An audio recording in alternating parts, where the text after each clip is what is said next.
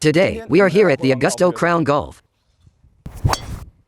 We all know the wind will affect our shooting performance. Approach S62 provides the real-time wind speed information of the course. You can get a more precise current course information and draw up a personal approach strategy.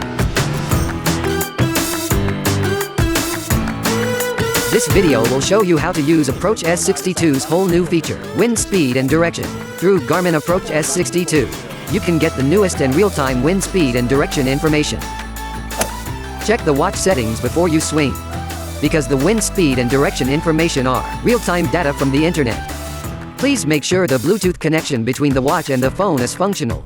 We also recommend keeping the Garmin Connect app open to make sure the wind speed and direction information feature is functional. Let's grab some weeds to check the wind speed and direction of the course. The wind goes to around my 12 o'clock direction and close to my 11 o'clock direction. Let's check the wind speed and direction information on the watch. In the course map page, press the up right button. Swipe down and you will see wind.